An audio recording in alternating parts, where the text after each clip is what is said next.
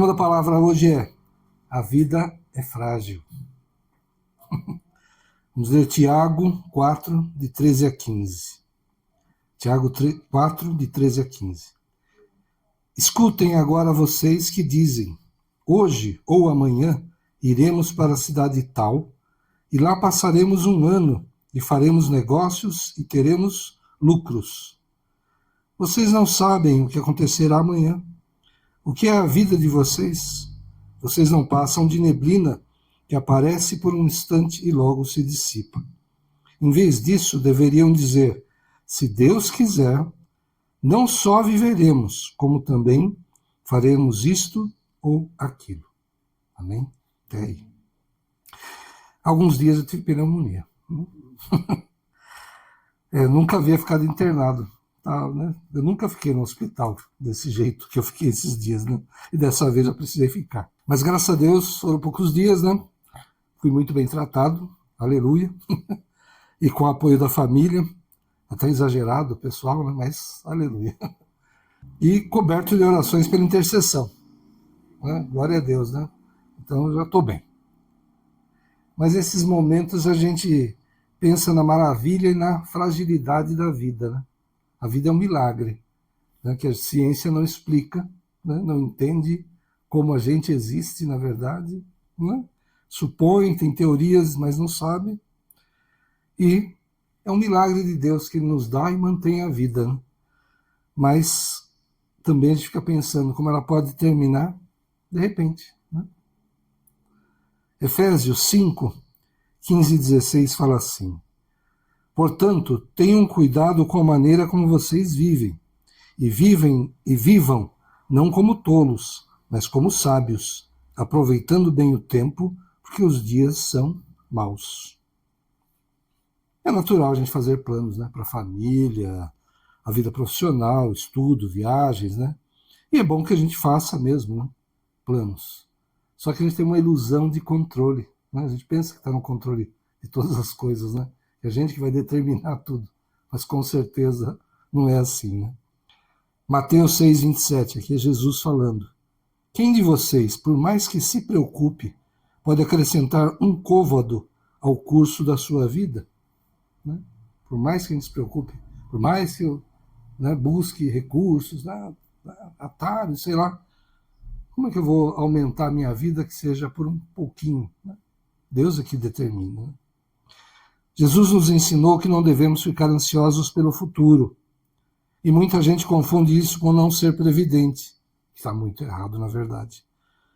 Não se preparar para eventualidades negativas, emergências, não programar a aposentadoria, por exemplo, né, entre outras coisas. O Senhor contou uma parábola de um homem que desejava construir uma torre. Então fez os cálculos para ver se poderia terminar, para não ser envergonhado por começar e não poder acabar. O próprio Jesus então falou esses dois lados. Eu não preciso ficar ansioso pelo amanhã. Eu preciso fazer a minha parte, com certeza. Né? Mas Deus é que cuida do meu amanhã, do meu futuro. Deus é que determina. E se eu for fazer alguma coisa na minha vida, eu preciso planejar. Eu preciso ver os recursos que eu tenho, se eu vou realmente fazer. E com certeza buscar do Senhor a direção, né, para fazer as coisas. Mas eu tenho que ser previdente, eu tenho que agir com sabedoria, né, para não passar por essa vergonha, como esse homem passaria se ele começasse a torre e parasse lá no meio, porque agora não tenho recursos, não consigo terminar. Jesus está nos dizendo que o sábio planeja as coisas. Não tem motivo para ficar ansioso. Por quê? Ele faz a parte dele, ele planeja e confia em Deus. Né? Confia no Senhor, mas faz a sua parte, junta recursos, organiza as coisas, prepara a sua descendência para a vida. José do Egito é um grande exemplo de previdência. Guardou no tempo da abundância para estar suprido no tempo da escassez. Deus falou, né, através dos sonhos do faraó, que haveria abundância durante 7 anos e escassez tão grande durante 7 anos depois, que consumiria tudo que poderia estar guardado ali naturalmente, sobejando, sobrando dos anos de fartura. Mas debaixo da direção do Senhor, ele falou para o faraó, durante os anos de fartura, guarda 1/5 de tudo que for produzido, para que no tempo da escassez tenha alimento. Né? E aí faraó o coloca, né, sobre todo o Egito como um primeiro-ministro, e ele, porque ele foi previdente, porque Deus o orientou, ele teve sabedoria para fazer isso. Então nós devemos ser previdentes. Espiritualmente, devemos ensinar nossos filhos a crer em Deus, a ter fé, a orar, a buscar o Senhor. Isso deve ser o tempo todo, desde o nascimento.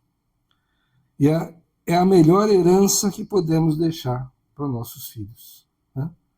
É crer no Senhor, é receber o Senhor como Senhor e Salvador das suas vidas. É a melhor coisa, para todo mundo, na verdade, mas principalmente para nossos filhos, né? Que nós somos responsáveis por eles, né? Então, é a melhor herança que podemos deixar. Melhor do que dinheiro, melhor do que riquezas. É deixar esse valor, né? Que eles creiam no Senhor, que confiem no Senhor, que busquem ao Senhor. E vamos lembrar do rei Ezequias. Ezequias é bem interessante. Tem um detalhe aqui que a gente vai lembrar, que talvez poucos acabam falando dele. Segundo o livro de Reis 18:3. Ezequias fez o que era reto aos olhos do Senhor, segundo tudo o que Davi, seu pai, havia feito. No versículo 5. Ezequias confiou no Senhor, Deus de Israel, de maneira que não houve ninguém como ele entre todos os reis de Judá, nem antes, nem depois dele. Nenhum rei em Judá foi tão criterioso, tão cuidadoso em seguir ao Senhor, em cumprir os mandamentos do Senhor, como Ezequias. É o próprio Deus que está falando isso. Isaías 38, de 1-5, fala da doença lá de Ezequias. Por esse tempo, Ezequias adoeceu de uma enfermidade mortal. O profeta Isaías, filho de Amós, foi visitá-lo e lhe disse: assim diz o Senhor, ponha em ordem a sua casa, porque você morrerá, você não vai escapar. Então Ezequias virou o rosto para a parede e orou ao Senhor.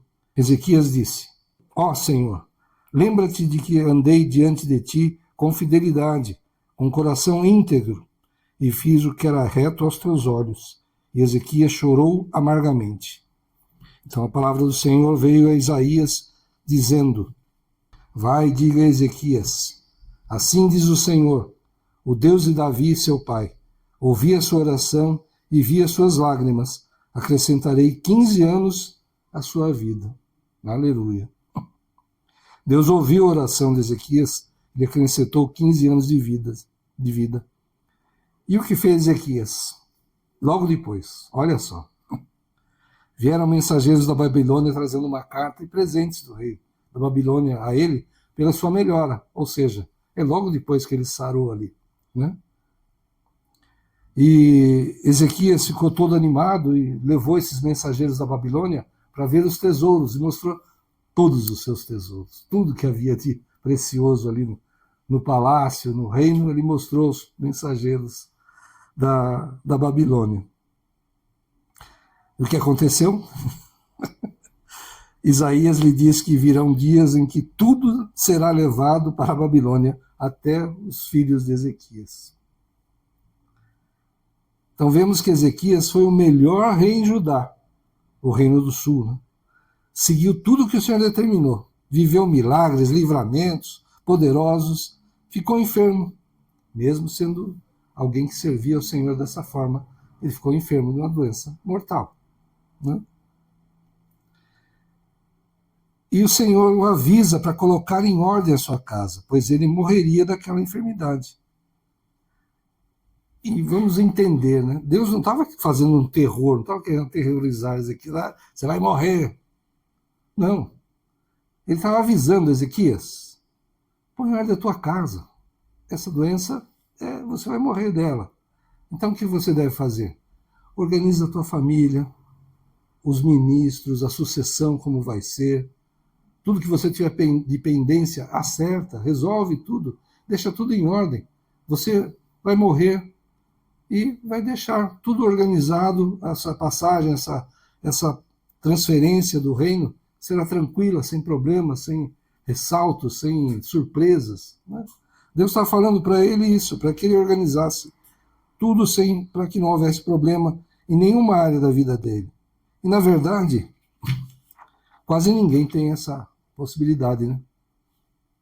Às vezes, se é uma doença que é terminal e os médicos falam, ó, você vai ter, sei lá, 3 meses de vida, você está sabendo, mas normalmente não é assim, né?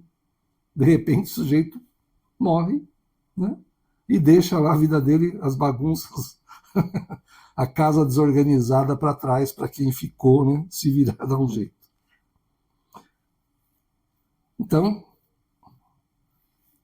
ele recebeu esse aviso, chorou, orou ao Senhor, lembrando de como ele andou diante dele. Então Deus lhe concedeu mais 15 anos de vida. E acho que é um bom exemplo, né? Quando a gente pensa em galardão, né? A gente não tem merecimento, mas Deus mesmo fala que a gente tem galardão diante dele. Eu acho que é um galardão que ele tinha diante do Senhor, de tudo que ele fez. Ele chorou, orou, e Deus falou, tá bom, então fica mais 15 anos aí na terra. Mas é grande ironia, né? Ele melhora, recebe os mensageiros da Babilônia, com carta, presentes, mostra tesouros, e recebe o aviso de que um dia tudo será levado para a Babilônia. E claro, né, o exílio na Babilônia, do povo de Deus, não foi por causa de Ezequias. Muito pelo contrário. Tudo que ele fez deve ter adiado esse exílio, na verdade. Né? Mas o seu tempo a mais de vida foi a semente do exílio. Sabe aquela coisa? Fala, você podia dormir sem essa? Podia não ter essa marca na vida dele. Ele podia ter morrido ali, quando recebeu o aviso de que a vida dele ia acabar, pôr a sua casa em ordem, e fala, tá bom, eu vou para o Senhor. Acabou meu tempo aqui. Mas ele, né, clamou ao Senhor, e Deus lhe deu mais 15 anos de vida, e exatamente quando ele melhora, ele faz essa, e recebe esse tipo de aviso. Né? Podia não ter essa marca na vida dele. Então isso é para refletir. Os planos e o tempo de Deus sempre são perfeitos. Amém?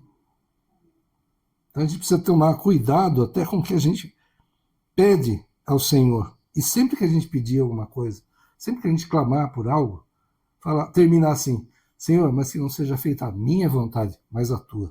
Que não os meus planos se cumpram, mas os teus planos se cumpram. Na minha vida, na minha família, na igreja, no trabalho, no ministério, em todas as áreas. Porque com certeza os planos de Deus são melhores que os nossos. Não importa a situação. Né? Ah, vai morrer. Tá bom, Senhor. Né? Paulo falava, né, que viver era Cristo, morrer era lucro. Ele vivia para Cristo. E se por acaso ele morresse por viver para Cristo, tá bom, eu vou para o céu, vou estar junto do Senhor. Né? Então nós precisamos pensar muito nisso. Não importa a situação, o que está acontecendo, o que pode acontecer. Senhor, eu quero isso, eu desejo aquilo, eu te peço isso, mas seja feita a tua vontade, em nome de Jesus. Esse é o melhor para mim, seja lá o que for. Não é como aquele louvor diz, né?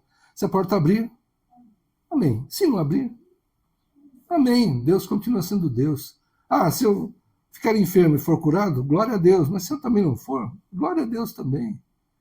Deus é Deus, Deus sabe todas as coisas e nós estamos nas mãos dele. O que ele fizer é perfeito. Não tem erro, não tem falha. Né?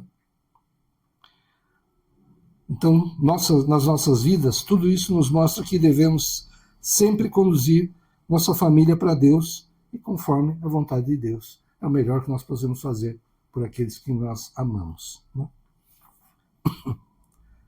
Não sabemos até quando estaremos nessa terra. Então precisamos manter nossas casas em ordem e ser previdentes.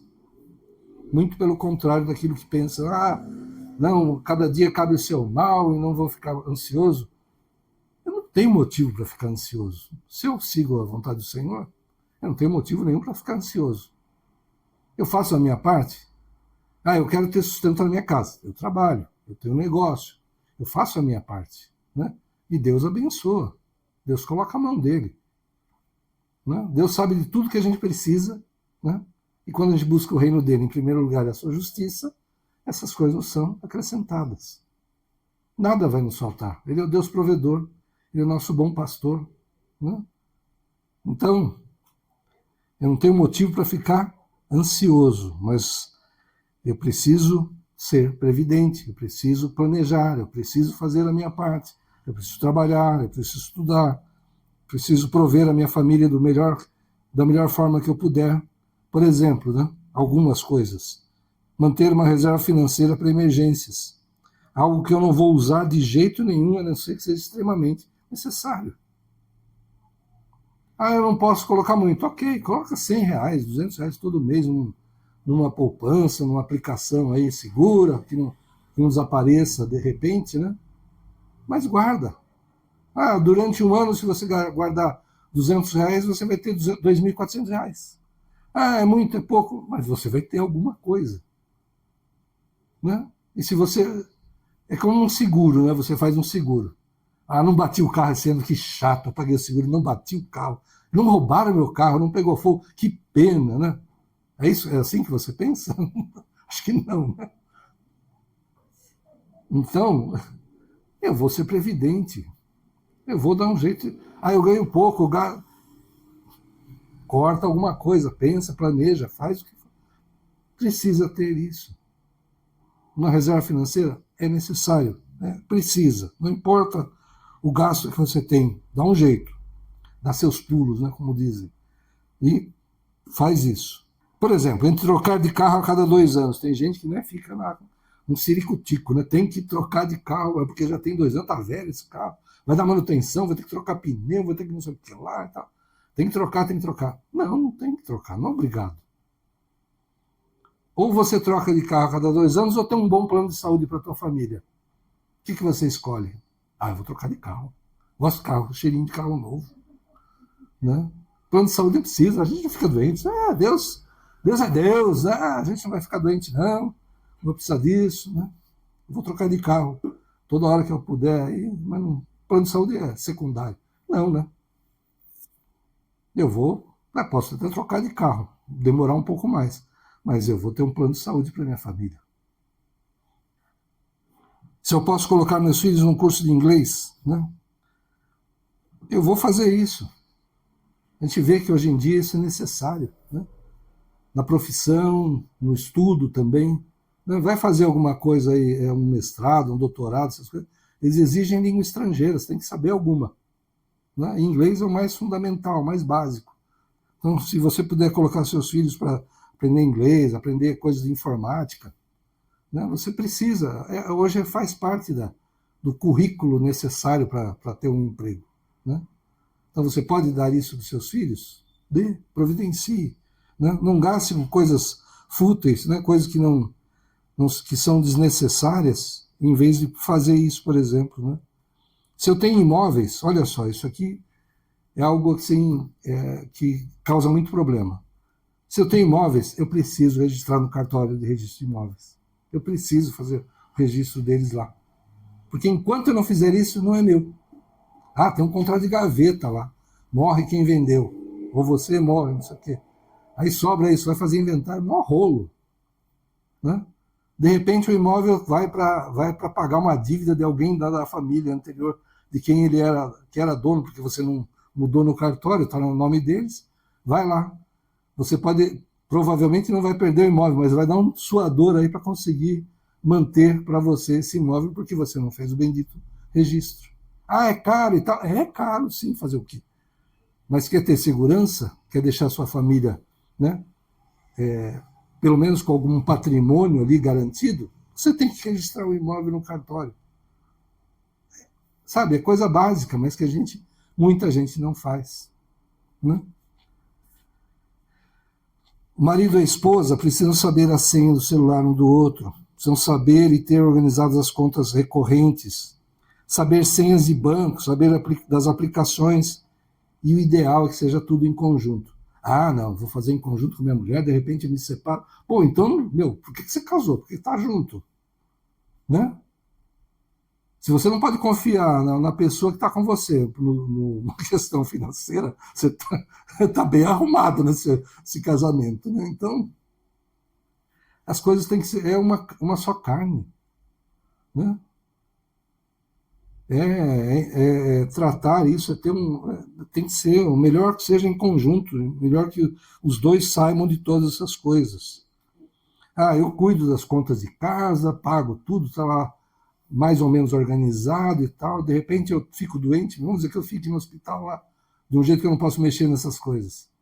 Vai ficar tudo atrasado, vai ficar tudo perdido, eles vão ter que quebrar a cabeça para tentar achar em casa onde é que está isso, né? Não, eu vou deixar organizado, uma pasta, deixo lá tudo bonitinho, né? Eu tenho mais ou menos, tá? Não sou tão perfeitinho assim, não, mas algumas coisas eu tenho organizado. Que nem quando eu fui me aposentar, né? Como funcionário público, eu tinha que trabalhar até os 60 anos para poder me aposentar, né? Não peguei outra forma possível. Existem outras, mas os meus requisitos davam para isso. Tinha que esperar os 60 anos. O trabalho estava ficando muito travado, muito, sabe, essa coisa que não desenvolve, que você não vê mudança, não vê a coisa andar. Estava chato. 1 ano e meio antes de aposentar, eu comecei a tratar disso para poder me aposentar. Já avisei chefia, já avisei o pessoal para baixo, né? Aproveitei um último Natal lá que eu passei, que eu sabia que ia passar, escrevi lá um testemunho assim, falando das coisas de Deus para os funcionários, distribuir lá, né, no final do ano, aproveitar. Essa época é boa, né? Que aí ninguém vai falar nada de você estar pregando, né? Então fiz uma coisa bacana lá, né, para os funcionários, todo mundo falando, você está se despedindo? Eu estou, é o último Natal que eu passo. Não sei o que. Me planejei, tinha lá direito àquela, acho que licença-prêmio, não é esse nome mais, mas seja. Tinha 2, que a cada 5 anos você ganha lá um valor, pode tirar 3 meses de férias, né? Ou você recebe isso em dinheiro, de alguma forma, e pode deixar para aposentadoria. Eu deixei 2 para aposentadoria. E deu 2/3 do que eu recebi quando eu saí da prefeitura, foi disso aí. Porque eu deixei. Porque eu não fiquei, eu vou tirar meus 3 meses aqui, vou ficar de papo pro ar, né? E depois eu me viro. Não, eu deixei. Já era difícil mesmo tirar férias, parar por causa do cargo e tal, mas eu deixei. 2/3 do que eu recebi veio disso aí. A gente precisa ser previdente. Tem um recurso possível. Aleluia. Eu vou me preparar, né? Quando chegou aos 60 anos, eu dei entrada lá e rapidinho, 1 mês e pouquinho, estava fora. Estava aposentado. Já tinha colocado gente para aprender, para acompanhar o trabalho, para não ter ruptura. Foi tudo tranquilo, tudo em ordem. Pus a casa em ordem no meu trabalho, pelo menos. Né? E, aleluia, foi bênção, não tive problema nenhum. E é isso. Deus quer que a gente seja previdente, que a gente haja com sabedoria, né? Como Paulo falou, né? Que a gente ande, né, com sabedoria, que não viva como tolo, né? Mas ande com sabedoria. 1 Timóteo 5,8 fala assim: se alguém não tem cuidado dos seus, e especialmente dos da própria casa, esse negou a fé e é pior do que o descrente. Olha só.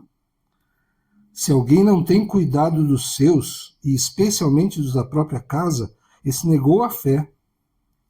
Então eu tenho que ter cuidado com os da minha casa, senão eu estou negando a minha fé em Cristo. Olha só, que palavra forte, né? Provérbios 13:22, a primeira parte do versículo fala assim: o homem bom deixa herança aos filhos de seus filhos. Não deixa herança para os filhos, ele deixa herança para os netos. Ele deixa uma herança tão boa, né? Principalmente espiritual, né? Mas materialmente falando, ele deixa uma herança tão boa que vai descer para os seus filhos e para os filhos dos seus filhos, para os seus netos. O homem bom. Palavra de Deus. Então não vamos andar ansiosos pelas coisas. A gente não tem motivo para isso. A gente não precisa temer o futuro, né? Mas precisamos exercer a sabedoria e ser previdentes, e ter sempre as nossas casas em ordem, e que sempre a vontade e os planos do Senhor possam se cumprir plenamente em nossas vidas. Amém? Porque se eu faço a minha parte, se eu me coloco nas mãos do Senhor, se eu busco o Senhor, né? Se eu não dou a prioridade à minha vontade, mas à vontade do Senhor, os planos do Senhor vão se cumprir na minha vida e através da minha vida. E esse é o melhor que pode acontecer. Amém? Feche os teus olhos, vamos orar. Senhor, obrigado, Pai, pelo teu cuidado, pelos livramentos, pela tua paciência, Senhor, pela tua misericórdia para conosco, Senhor, pela tua provisão, pelos livramentos, por tudo, Senhor, que o Senhor já fez, está fazendo e ainda fará por nós, principalmente pela nossa salvação, Senhor. Porque quando estávamos ainda no mundo, pecadores, todos errados, Senhor, o Senhor se entregou naquela cruz por nós, Senhor. Continuamos ainda errando, pecando, com certeza, mas a tua paciência, a tua misericórdia, quando nos arrependemos, o Senhor nos perdoa e esquece. Ajuda-nos, Senhor, nos dá mesmo sabedoria para sermos previdentes, Senhor, em todas as áreas, Senhor.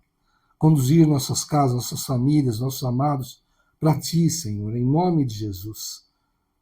Oh, Pai, que as nossas vidas honrem o teu nome, glorifiquem o teu nome, Senhor. Em nome de Jesus, e que sempre, Pai, a tua vontade e os teus planos se cumpram em nossas vidas e através das nossas vidas. Em nome de Jesus, Senhor. Perdoa-nos, Senhor, quando clamamos sem sabedoria, Senhor, por aquilo que não devemos, que não deveríamos clamar, Senhor. Perdoa-nos, Senhor, mas ajuda-nos a entender a tua vontade, os teus planos, em nome de Jesus, Senhor. Mas, mesmo que não entendamos, nós nos colocamos nas tuas mãos, consagramos as nossas famílias, a nossa igreja, Senhor, consagramos no teu altar e te pedimos, Senhor, que sempre, sempre a tua vontade, a tua forma, o teu tempo, os teus planos se cumpram, Senhor, em nossas vidas, através das nossas vidas, através da tua igreja, do teu povo, Senhor. Em nome de Jesus, Senhor, clamamos a ti e te damos graças, Senhor, pelo teu agir e te pedimos, continua operando em nós e através de nós, Senhor, aquilo que é a tua vontade, aquilo que é o teu plano, Senhor. Em nome de Jesus, conduz mesmo a tua igreja, Espírito Santo vem e fala, Senhor, alerta, Senhor, guia, Senhor, nossos passos, em nome de Jesus. Clamamos a ti e te damos graças, Senhor. Vai debaixo dessa unção e ser guiado, de viver conforme a vontade do Senhor, que é boa, perfeita e agradável para a tua vida, para a tua casa, para a tua família, em todas as áreas. Vai debaixo dessa unção, em nome do Pai, do Filho e do Espírito Santo de Deus. Amém. Que Deus abençoe a todos. Aleluia. Glória a Deus.